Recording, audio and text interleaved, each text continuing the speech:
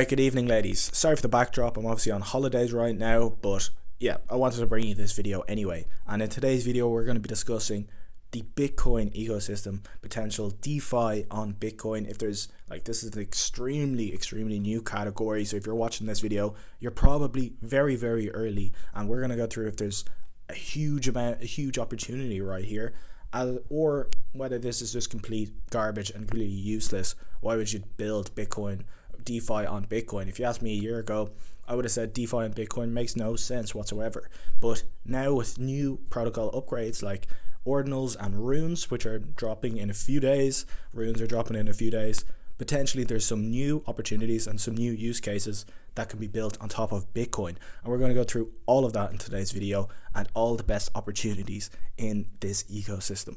Now, personally, I missed Ethereum DeFi summer back in 2020, but when I saw the same opportunity arising on Solana, like 4 years later, the exact same playbook that you could just rinse and repeat, you could just completely copy and paste everything onto Solana. Then that opportunity was just presented. We went really hard on that last summer, and it's still ongoing. So we had Ethereum DeFi summer. We're about 70% the way through Solana DeFi summer. We've hit some a number of 5-figure airdrops that I've shared on this YouTube channel over the last few months on Solana.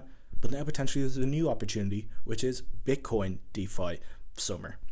Now, I want to explain the different advantages from whichever chain you're building on, like between Bitcoin, Solana, Ethereum. Personally, I think the best chain from a technical perspective to build DeFi on is Solana. The reason being, it's really fast, it's really cheap, and you don't have to bridge to a layer 2 to have access to DeFi platforms. Like you can do everything on the layer 1 on Solana. Now you can do everything on the layer 1 on Ethereum, like there's protocols like Aave and stuff, but obviously the transaction fees, unless you're a whale, are pretty, off-putting. Like $100 to repay your margin or something like that isn't really going to cut it in the long term. Realistically, you're going to have to bridge to a layer 2 if you want to do DeFi on Ethereum.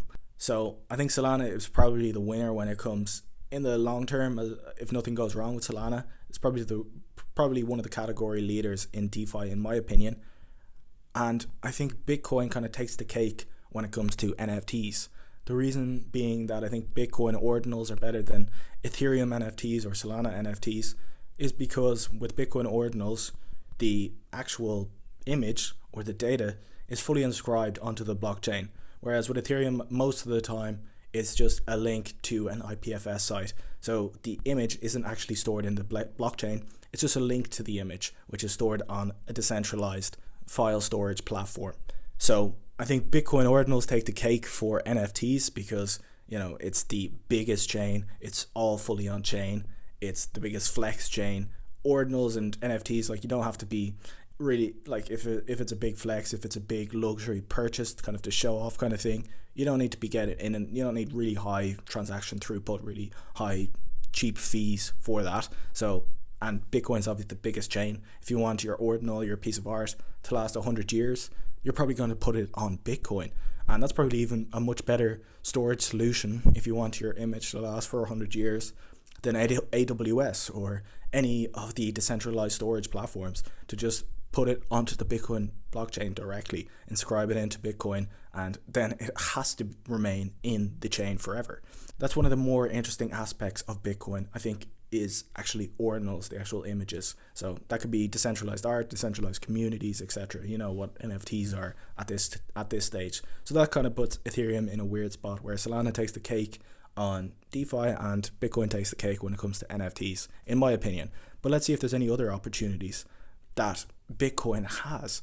But let's see if there's any other potential opportunities that could present themselves on Bitcoin. Now, we have discussed in my last video runes, and runes are a new implementation of BRC20s. They're an improved implementation.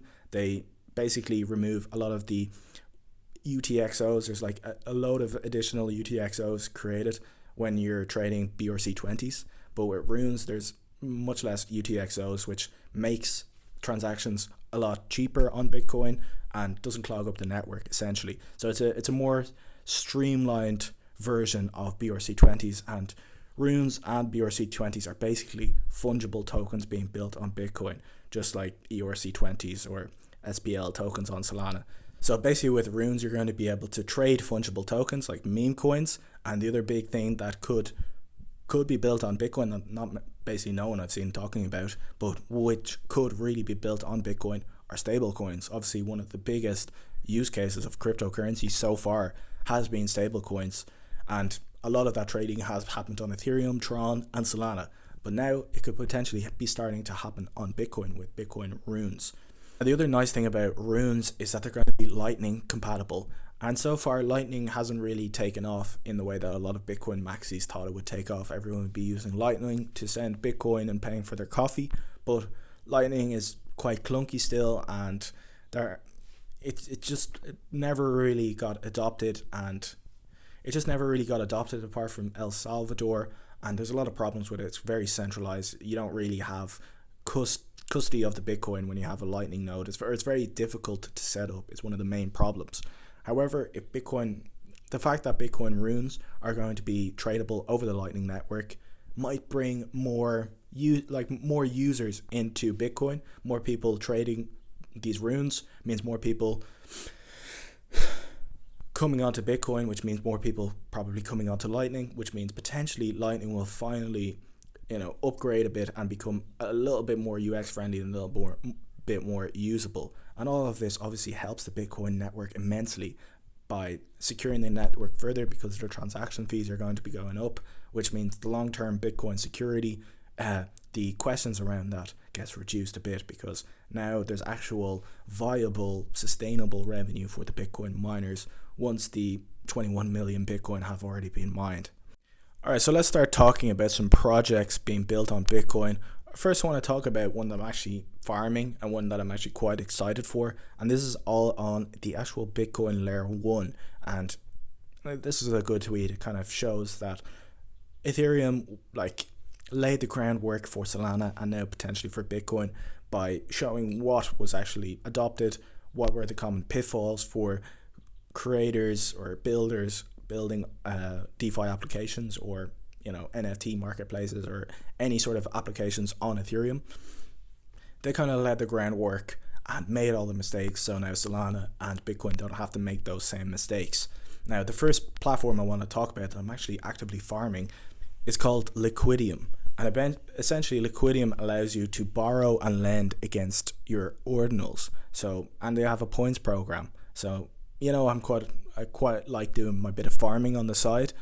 I'm kind of an investor first, but number 2 is farming, because farming to me kind of seems somewhat lower risk than investing, because apart from platform hacks or something going wrong, you're kind of just leaving your crypto in there or your USDC in there, and you're getting yield, which in the form of points, which will eventually turn into tokens. So it's very straightforward. If you have a few ordinals, you can take out a loan against these ordinals, and every time you take out a loan, you're earning points for doing that. And you can also lend against people's ordinals. So say you wanted to buy a Bitcoin puppet. So for example, say the price of a Bitcoin puppet, the floor price is 0.4, you can give a 0.2 Bitcoin loan against it. And if the price doesn't drop, you just get a bit of yield on your Bitcoin. But more importantly, you're getting the Liquidum points. Now, if the price does drop below 0.2, if it crashes within the 12 days, and you basically get that Bitcoin puppet for 0.2, the price you wanted to buy it for anyway. And you're getting the points in the meantime. But obviously, this is built on the Bitcoin layer 1, so transaction fees can be quite an issue if you're if you don't have a big bag of Bitcoin, or you don't have a big bag of ordinals. Playing around with Liquidum with these really low market cap Bitcoin ordinals or small Bitcoin loans, probably not worth it. Now, obviously, there's a huge amount of hype around runes, and I think the opportunity with runes is people are hyping it up a lot, but I still think it's underhyped.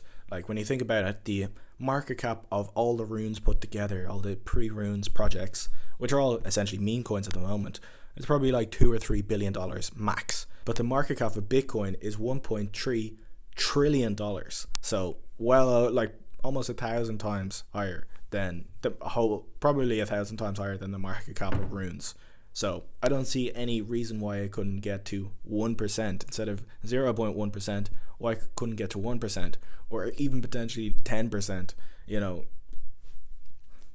Now, I'm not saying that all that future market cap is going to be made up of the Runes tokens that there already are. However, there's going to be a lot of new Runes projects coming out. However, like the biggest meme coin on Ethereum got to like 10% of, probably higher, 10% of the market cap of Ethereum. The biggest meme coin on Solana is probably, I think it's about 5% the market cap of Solana. So if the biggest meme coin on Bitcoin is still like 0.05% the market cap of Bitcoin, it's potentially not outrageously overvalued. And this kind of image sums it up pretty well. So here's an interesting project that's building a lot of the infrastructure, infrastructure for the Runes protocol, and this is called Runes Terminal. So they're building kind of the Ether scan for Runes, going to be called RuneScan. And as well as that, they're also building a launchpad, and eventually they're probably going to build like a DEX and everything that would be needed in the Runes ecosystem. Now, you're going to be able to trade Runes on Magic Eden, so I don't think a marketplace is their top priority, but they are building critical infrastructure for Runes. And the way you could get access to this token is by holding one of these Apes Odysseys. However, this is a mining thing, so you'd only be get mining for the last 4 days, so it's probably not worth buying right now. However, when the project goes live, when the Rune goes live, potentially it's something to look into. Now we need to discuss layer 2s that are being built on Bitcoin, and this is like all of these layer 2s are being built in Asia. So this is probably one of the reasons myself or a lot of you people on Twitter or around haven't really heard of this asset class at all. But there's going to be a huge number of Bitcoin layer 2s dropping in the next few months. So yeah, we'll talk about a few of them. And as you can see from this chart, there's way more money and way more deals being produced in the Bitcoin ecosystem in comparisons to other blockchain ecosystems right now. And yeah, all of these are dropping this year, in the next few months and over summer. And it's probably a little bit too early to know which Bitcoin layer 2s are going to do well, but it's potentially good to be aware of them. Now, I do always think that the layer 2, if they're using the native token, like what value does the layer 2 token have itself, like Arbitrum or Optimism token? Like they're just governance tokens, so they're essentially useless. They're essentially meme coins, but it's still something to be aware of. I'm not sure if people are going to use Bitcoin layer 2s just yet, but because so much investment is going into them, there's probably a high likelihood that the people putting all this money into Bitcoin layer 2s probably think that that's going to be worth it in the end. But the problem with the Bitcoin layer 2s, like they were all building over the last year, 6 months, let's say, but Runes could pose a challenge to some of these layer 2s. Like you bridge to a layer 2, and the layer 2s, like you bridge, say, ERC20s onto a Bitcoin layer 2, like Stacks, for example. Stacks is a layer 2 that's already live. You can bridge ERC20s, let's say Chainlink or something. You bridge it over onto the Stacks Bitcoin layer 2, and then the layer 2 does all these transactions and settles to Bitcoin. But you also have to kind of think maybe Runes will be a competitor to the Bitcoin layer 2s if you can trade tokens directly on the Bitcoin layer 1 in a somewhat cheap manner, because it's being done over the Lightning Network, and maybe the layer 2s don't necessarily need that. However, I'm not sure if a full DeFi borrow lending platform could be built on the Runes protocol just yet. So potentially there is some use cases for Bitcoin layer 2s. And obviously, like if you want to create a company that's going to last 100 years, you want it to be built on the strongest foundation. And obviously the strongest foundation is Bitcoin, as opposed to Ethereum or Solana, which might not be around, like isn't as sufficiently decentralized as Bitcoin. Another layer 2 token that is probably the biggest one at the moment and the most interesting one is BVM network, and it's essentially allows for a modular stack being built on Bitcoin. So it's kind of like the Celestia of Bitcoin. So I'm not going to go too deep into it, but if you want to get exposure to this ecosystem already, the Bitcoin layer 2 ecosystem, that's the biggest one, the safest bet probably. But in my personal opinion, it's too early to really be investing in Bitcoin layer 2s. Probably the best thing you can do is just to buy the meme coins, the Runes on Bitcoin, and I discussed them all in my last video. That still seems like for the smooth brain like myself, who doesn't know which Bitcoin layer 2 is going to be the best one, because it's just way too early to decide. But it's definitely something to keep on your radar, because, you know, Bitcoin, DeFi, it's going to be a big narrative over the next 6 months, in my opinion, especially with the Runes protocol.